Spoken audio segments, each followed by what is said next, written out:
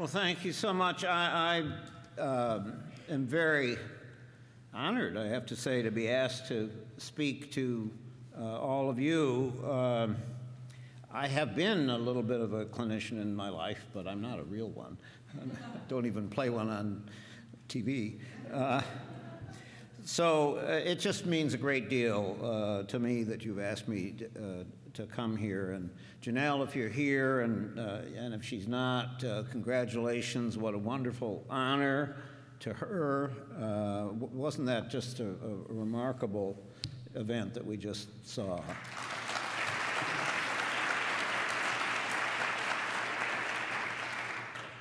So I hope I can add something to this conversation about the new normal. I'm going to talk, shockingly, about poverty, especially about race and poverty, and really race, gender, and poverty in the outside world, and then the implications of those things for our work in law schools, and especially in clinics and experiential learning in general.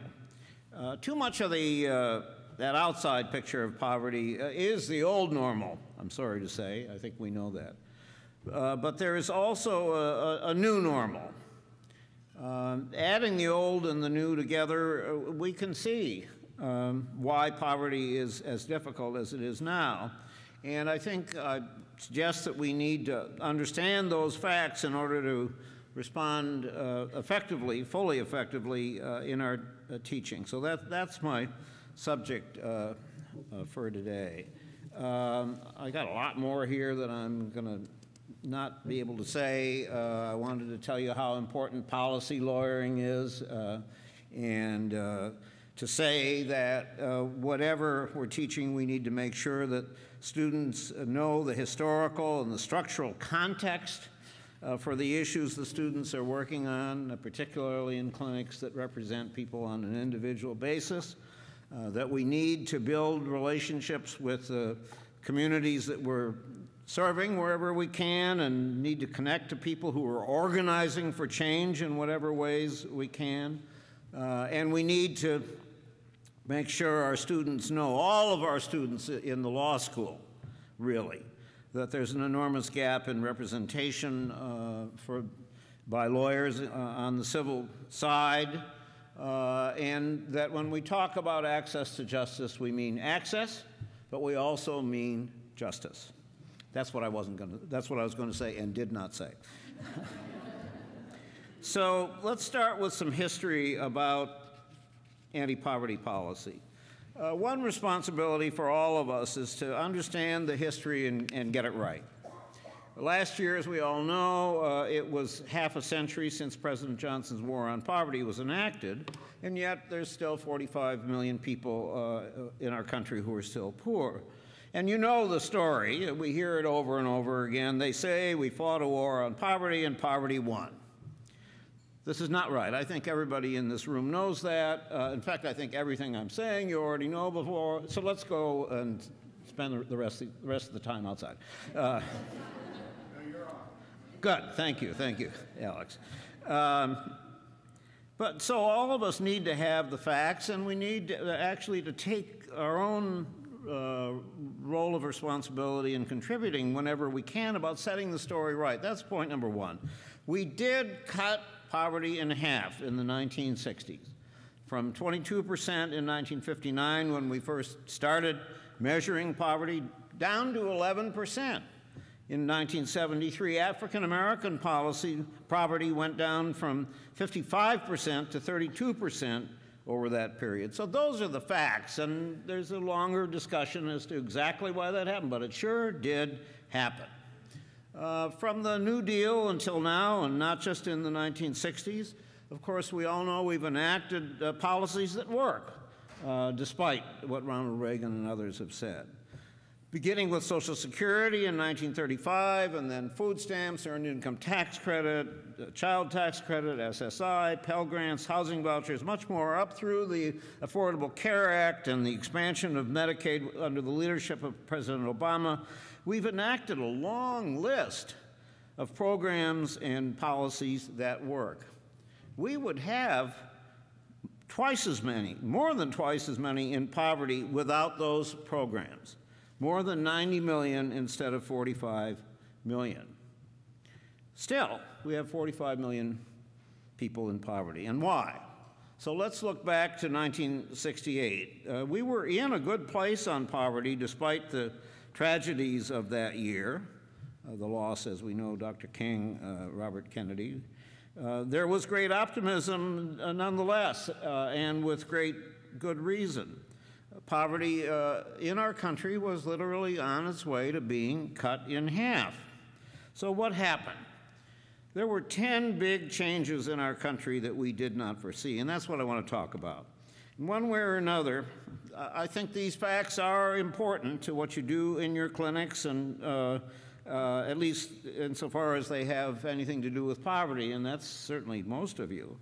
I'm going to leave out some issues, because these are the things, my idea here is the things that we did not foresee in 1968. So I won't talk about the elderly, I won't talk about people with disabilities. There are a lot of things that you'll say, he didn't talk about so-and-so. Oh, well, that'll be true. These 10 changes are the real reason we have not done better. Not failure in the policies that we have, and not wholesale failures of personal responsibility, as some say. And even so, with all the problems that I'll mention, we actually held our own nationally until 2000 because of all those policies and programs that I talked about. 11.3% in poverty when President Clinton left office, even including the terrible welfare law of 1996, compared to 11.1% in 1973. So the mushrooming of poverty as we have it now is since 2000. 13 million more people since then, up 40% since then. So what are the 10 changes that we did not foresee? And I would suggest that everybody leaving clinic, every student leaving clinic, in fact, I think everybody leaving law school ought to know all of this. I think it's part of their legal education as they enter the profession. Well, number one, the most fundamental is that we have become a low-wage nation. And so much of what we're reading, seeing right now vis-a-vis Baltimore and all the other horrible events that we've seen, and of course a lot of this relates to police behavior, but in terms of those young people in Sandtown, Winchester, in Baltimore, who aren't able to put a life together, we can talk about the schooling, we can talk about other things, but low-wage work and not enough jobs, it's fundamental. We know the major reasons: globalization and technology, significant deregulation, and the reduction in the power of unions. And when manufacturing has come back, new technology has meant the plants are back, but with neither the previous number of jobs nor the same level of wages. The flood of low wages is really the most fundamental problem all across the nation. And yet I would say that with obvious examples to the contrary, it's my perception that clinics and other experiential courses do much less than they should in tackling employment issues, and again, with marked exceptions, for sure. Listen to this number, 106 million. 106 million people, a third of our country, have incomes below twice the poverty line, below $39,000 a year for a family of 3. Half the jobs in America pay less than $35,000. These are really stunning numbers, most of you know them. Half the workers in the country, and that's if they have the job full-time and have it all year. Half the workers in this country less than $35,000. A quarter of the jobs pay less than the poverty line for a family of 4. And this wage for half of all the jobs in the country has been virtually stuck for 40 years. Stuck. And as we know, that doesn't mean the economy was stuck. all of the growth in real income in the country to the people at the very top. For everybody in the bottom half, not just those who are in what we call poverty, up 7%, that median job. Wage up 7% total in 40 years, a fifth of a percent a year. So there aren't enough jobs, there are not enough good jobs, and no wonder people are so angry when they're going to vote. And we're not really facing up to the depth and longevity of the problem. We hear that wages have not returned to pre-recession levels. True, but the fact is that the wages of half the jobs in the country have been basically stuck for 40 years. This is a structural problem in our economy, and we need to call it what it is and act. We need to raise the minimum wage. We've done so in many states and cities, and particularly in the recent months and years. Couple of years. We need to keep at it as well as continue to press Congress for action. But let's be sure we understand why these increases have happened. The key word was organizing. 5 years ago, calling for a $10 minimum wage was a political non-starter. Now, a $15 an hour minimum wage is a reality in a growing number of places. Well, why? Walmart didn't raise its wages by $2 an hour out of the goodness of its heart. Fast food restaurants aren't beginning to raise wages out of the goodness of their hearts. The key word is organizing. So we're doing some things right, and that's not all. President Obama's Affordable Care Act and the Medicaid expansion will, in the states that take it, thanks to our Supreme Court, will create jobs and have the effect of helping incomes, too. Besides their all-important effect on health. It's funny that we don't hear Obamacare as a swear word so much these days. But beyond the health care sphere, we need to do much more to put America back to work. The recession is not over for millions of our people, and I, for one, see a long siege of low-wage work if we do not act.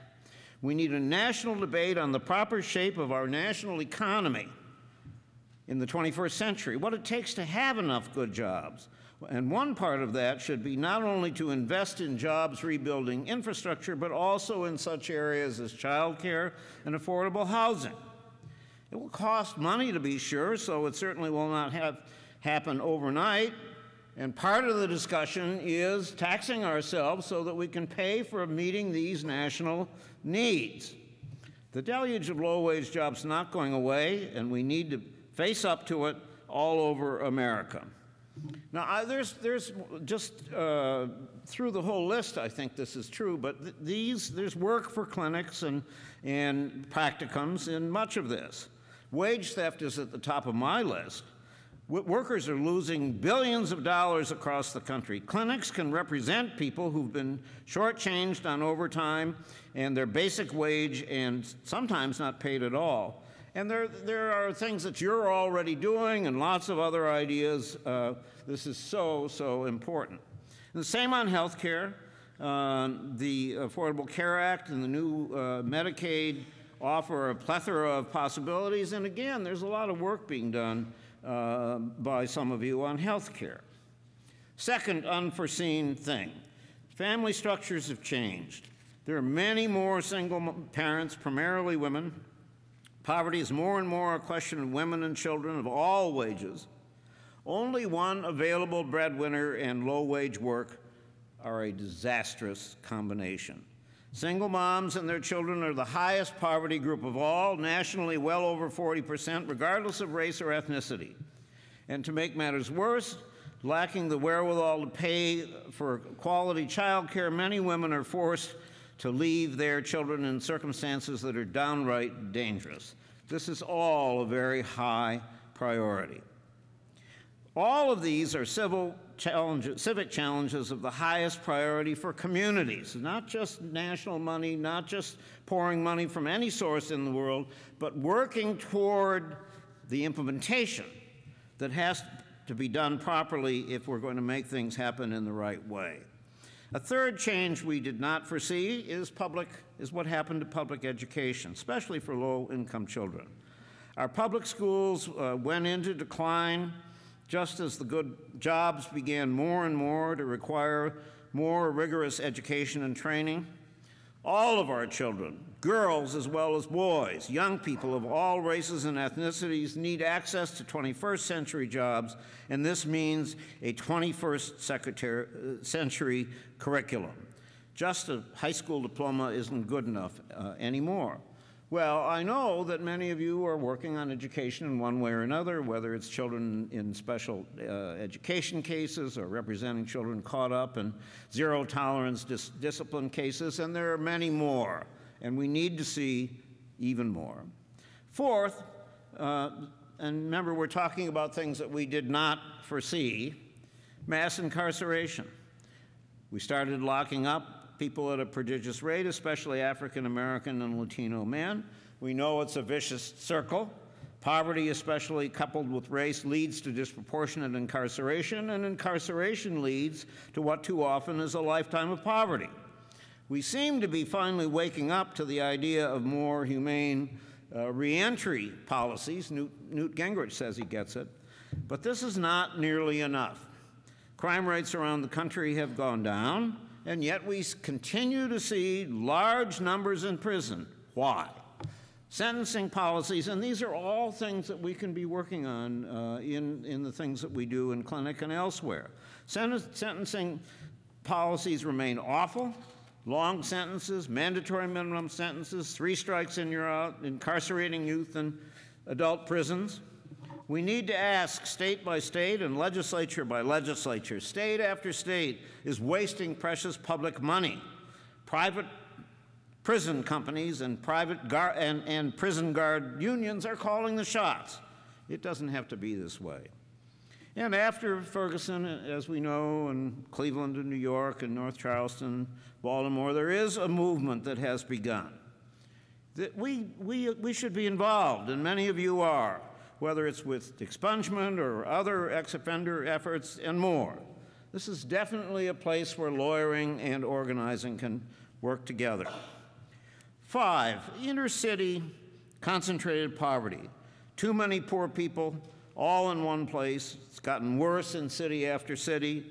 Again, Sandtown, Winchester, and I was, in an earlier book I wrote, I looked at and when I was working in the Clinton administration at Sandtown, Winchester, and things seemed promising, and we're seeing today that they did not get better as we would have hoped, and that's a longer conversation.